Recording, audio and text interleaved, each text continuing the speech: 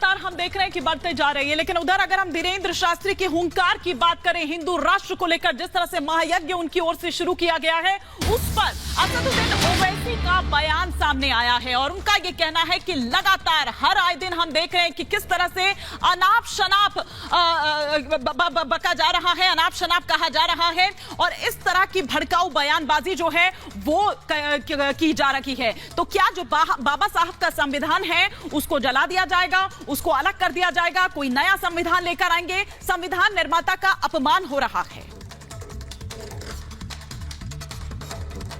जहां देखो गांव-गांव रैलियां निकलने लगी, जहां देखो युवान बच्चे युवान बहनें हिंदू राष्ट्र की मांग करने लगे, क्योंकि अब तक ये भारत के लोगों को अनपढ़ गवार समझते थे और भारत के संतों को पाखंडी समझते थे। अब इनके मुंह पर तमाचा घला तो इनको नानी याद आ गई अपनी अपनी, और हम तमाचा मारते रहेंगे।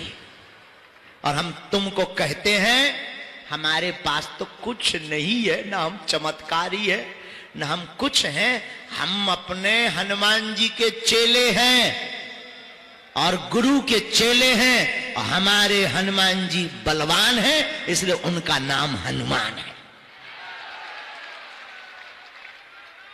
और एक बात मेरे पागलों, जिन बागेश्वर बालाजी की कृपा से सनातन विरोधी नतमस्तक हुए हैं, तुम भी उनके बन जाओ जीवन भर के लिए, तुम्हारे संकट भी नतमस्तक होंगे।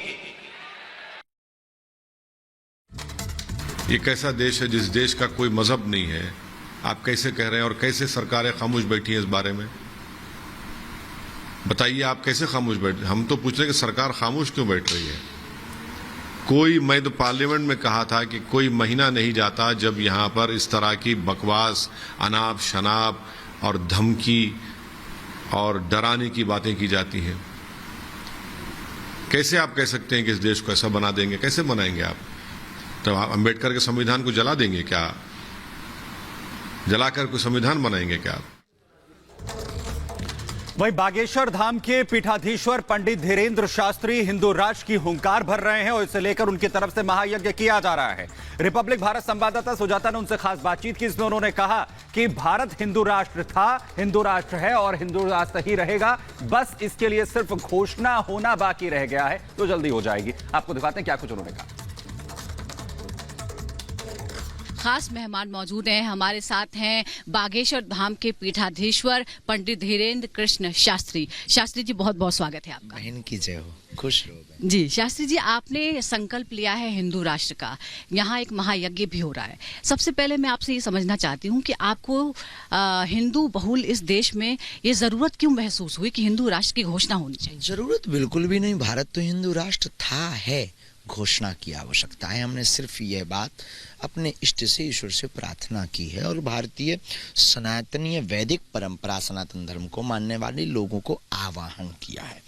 और जरूरत इसलिए लगी कि सामाजिक वैमनस्यता दूर हो, कुरीतियां दूर हो, जातिवाद पर लड़ना दूर हो, बार बार एक दूसरे पंथ पर टारगेट जो किया जाता है वो दूर हो, रामचरितमानस को जलाना बंद हो, राम की यात्रा पर पत्थर फेंकना बंद हो, पालघर के संतों की बर्बरता जैसी हत्या बंद हो, एवं सामाजिक सौहार्दता हो, भारत में एकता हो और एक राष्ट्र में एक देश के अंदर सभी फूल मिलजुल कर रहे हैं और वो राम राज्य से ही संभव है। इसलिए हमने हिंदू राष्ट्र की मांग की। जी, वासुधैव कुटुंबकम की बात करते हैं, मानव कल्याण मात्र की भी बात करते हैं, फिर हिंदू राष्ट्र की भी बात करते हैं, तो ये विरोधाभासी है या पर्यायवाची है?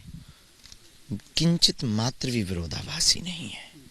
हमारा सनातन इतना व्यापक, इतना विशाल है कि हमने सभी पंथों का स्वागत किया है। सभी पंथ और सभी विभिन्न रंग, विभिन्न भाषा, विभिन्न संप्रदाय को हमने स्वागत किया है।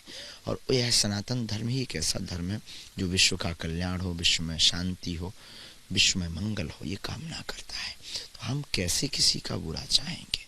हमें किसी भी मुसलमान भाइयों से, ईसाई भाइयों से कोई दिक्कत नहीं, बस हम अपने धर्म के कट्टर हैं, इसे कोई रोक नहीं सकता है। रही बात भारत हिंदू राष्ट्र की, था, है, रहेगा, घोषणा बाकी है। जी, भारत का संविधान ये कहता है कि हम एक लोकतांत्रिक देश हैं, एक पंथ निरपेक्ष देश हैं।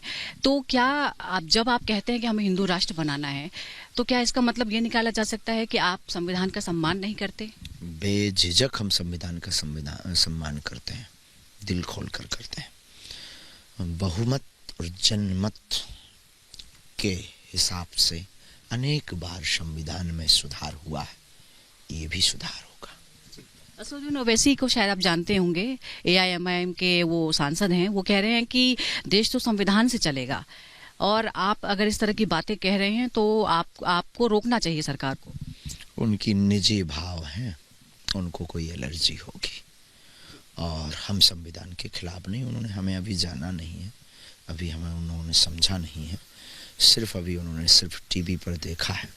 दिखने में छोटे हैं पर उनके लिए बहुत खोटे हैं। मंच से आप चुनौती देते हैं, आपको एक नेता ने चुनौती दी है, नाम है उनका स्वामी प्रसाद मौर्य। वो कहते हैं कि पॉलिटिक्स पर और पॉलिटिशियन पर नो कमेंट्स। अच्छा, चलिए एक बात आप बता दीजिए, क्योंकि आपके यहाँ सभी तमाम राजनेता आते हैं आशीर्वाद लेने, चुनावी साल है, आप किसको आशीर्वाद दे रहे हैं? जो आता है। आप आए हैं जी, आपको भी किसी एक पार्टी का समर्थन तो नहीं है? बालाजी की पार्टी का। जी, बहुत बहुत धन्यवाद आपका।